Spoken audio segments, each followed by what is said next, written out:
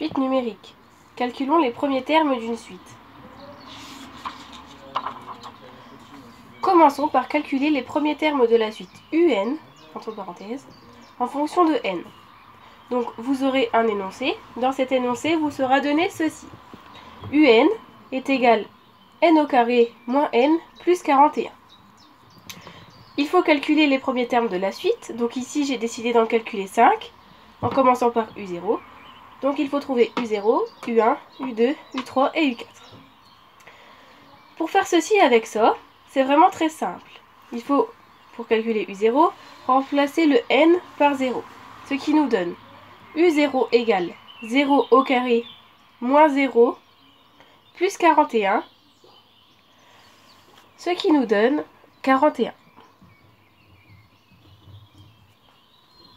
Ensuite, pour calculer U1, il faut remplacer les n par 1.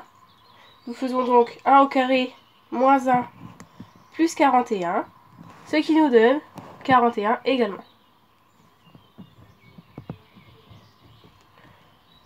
Pareil pour U2, nous remplaçons les n par 2. Donc 2 au carré moins 2 plus 41 est égal à 43. U3, 3 au carré moins 3 plus 41 est égal à 47. Et enfin U4, ce qui fait U4 égale 4 au carré moins 4 plus 41, ce qui nous donne 53. Pour calculer les premiers termes d'une suite UN en fonction de n, c'est très simple. Il suffit de remplacer les n par 1, ou 0, ou 2, en fonction de ce que l'on veut. Une deuxième méthode, c'est calculer les premiers termes de la suite UN plus 1, donc les suites sont entre parenthèses, en fonction de UN.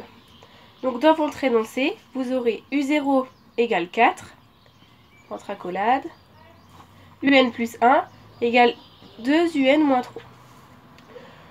Donc pour calculer U1, ici j'ai commencé par U1, mais on peut commencer par U0. Il faut faire attention à l'indice de départ.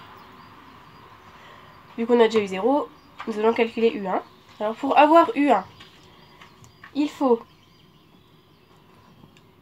faire 2 fois le terme d'avant, donc qui est U0, moins 3. Donc pour U1, ça nous donne 2 fois 4 moins 3, ce qui fait 5. Ensuite, pour U2, nous n'allons pas remplacer UN par U0, parce que le terme d'avant U2, c'est U1.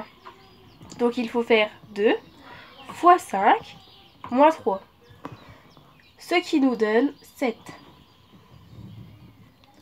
Pour calculer U3, nous remplaçons UN par U2, ce qui nous fait 2 fois 7 moins 3, ce qui fait 11. Pour finir U4, il faut faire 2 fois 11 moins 3, ce qui nous donne 19. Ici, je n'ai rien mis, mais il y a une multiplication, bien sûr. Donc, le terme U0 nous sert à calculer U1, en remplaçant, pour trouver U1. Et ensuite, nous utilisons le terme que nous venons de calculer pour calculer le terme d'après. Voilà, maintenant vous savez calculer les premiers termes d'une suite de deux manières différentes en fonction de votre énoncé.